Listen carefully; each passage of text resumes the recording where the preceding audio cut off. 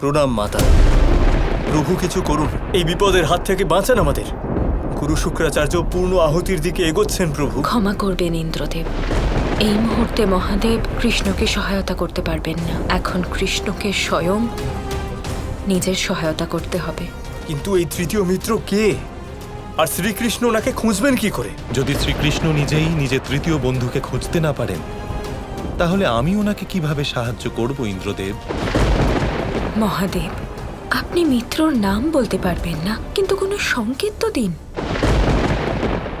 হ্যাঁ, অবশ্যই গৌরী। যেভাবে শ্রীকৃষ্ণের দুজন মিত্র হয়েছেন, শেষনাগ এবং বাসুকী, ওনার তৃতীয় মিত্র এনাদেরই সমান হবেন। যেমন শেষনাগ হলেন সমুদ্রের রাজা, আর বাসুকীর ভয়ে সমগ্র পাতাল লোক ত্রস্ত হয়ে থাকে, ওনার তৃতীয় মিত্র হল ঠিক ওনারই মতো বলশালী আর কোনো একটি লোকের রাজা। আর হ্যাঁ, সেই তৃতীয় মিত্রের সাথে শ্রীকৃষ্ণের সম্পর্ক বাসুকী এবং শেষনাগের থেকেও অনেক গভীর। মহাদেব, আমি কিছু বুঝতে পারছি না। পাতাল লোকে তো সবাই শক্তিশালী। ব্যাস গৌরী, এর থেকে বেশি কিছু বললে সৃষ্টির নিয়মের বিরুদ্ধাচরণ করা হবে।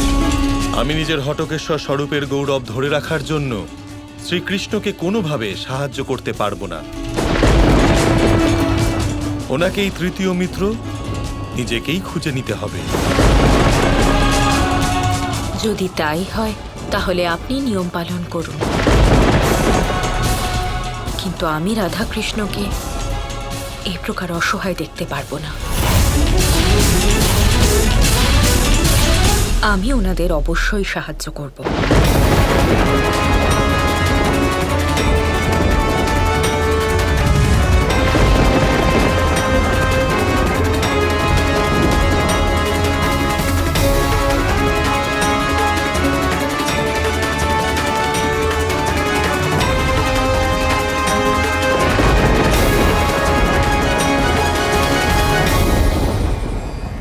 রাধা,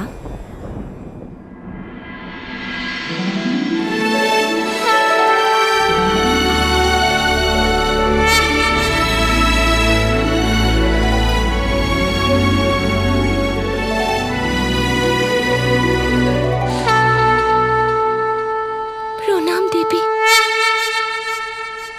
মহাদেব না হোক, আমি তোমাকে অবশ্যই সাহায্য করব রাধা।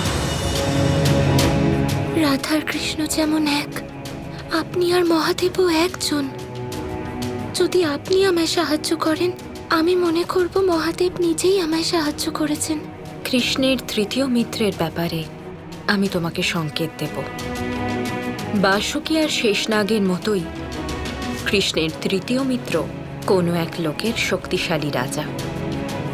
নাগরাজ আর বাসুকী আর শেষনাগের সাথেও ওনার সম্পর্ক আছে, আর এদের সবার ঊর্ধ্বে কৃষ্ণের সাথে ওনার সম্পর্ক। কৃষ্ণকে শুধু এই সম্পর্ককে মিত্রতার রূপে পরিণত করতে হবে। তার মানে কৃষ্ণকে এটা বুঝতে হবে এমন কোন রাজা আছেন যার সাথে বাসুকী আর শেষনাগের সম্পর্ক আছে, আর তিনি এনাদের মতোই শক্তিশালী এবং ওনাদের মতোই রাজকীয়। ধন্যবাদ দেবী। আমার বিশ্বাস যে আপনার এই সংকেতের জন্য কৃষ্ণের দ্বন্দ্ব দূর হবে।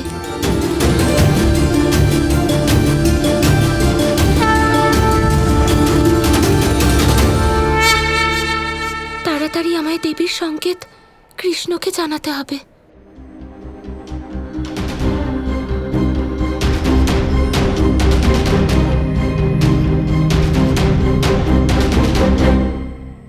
কৃষ্ণ, আমি আপনাকে কিছু বলতে চাই।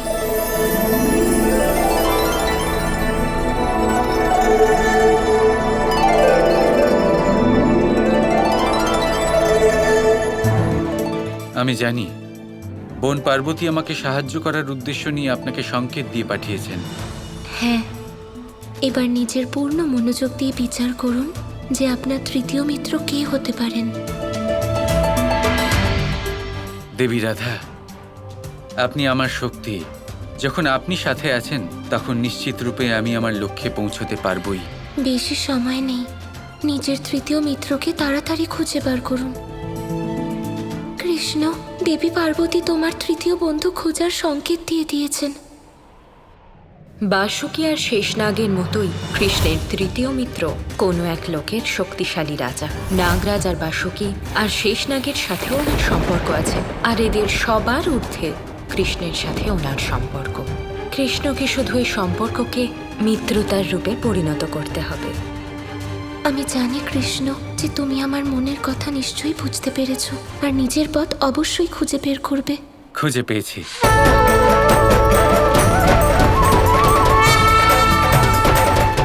বোন পার্বতীর সংকেত স্পষ্ট ছিল। আমার তৃতীয় মিত্র হলেন গরুর।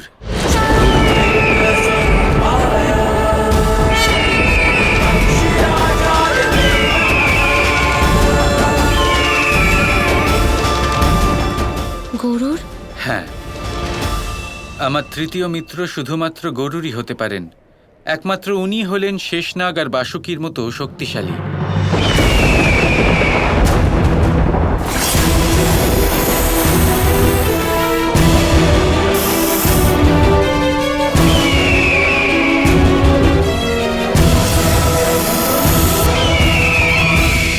এবার ভ্রাতা গরুরই আমাকে সাহায্য করবেন। গরুর দেব আপনার ভ্রাতা হন? এটা তো আমি জানতাম না। এই কাহিনী একটু দীর্ঘ। সংক্ষেপে হলেও আমি এই কাহিনী অবশ্যই জানতে চাই। বলুন, কিভাবে গরুর দেব আপনার ভ্রাতা হলেন? অবশ্যই আপনাকে বলবো।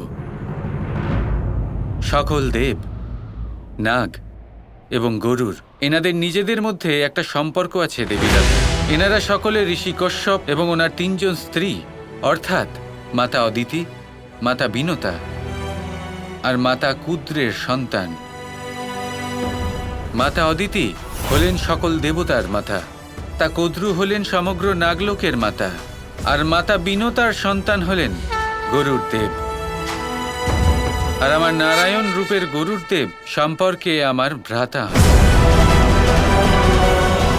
কিন্তু কৃষ্ণ, গরুর দেব কি সত্যি এত শক্তিশালী যে উনি সমগ্র অসুর শক্তির সম্মুখীন হতে পারবেন? শক্তি তো ওনার অনেক রয়েছে দেবী রাধা, কিন্তু তার থেকেও বেশি গুরুত্বপূর্ণ এবং আবশ্যক হলো সাহস, দৃঢ়তা।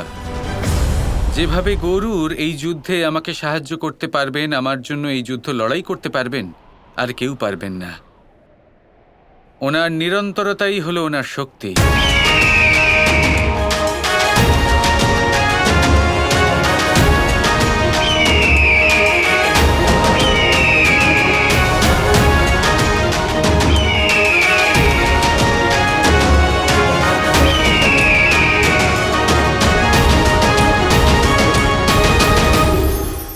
ভয়।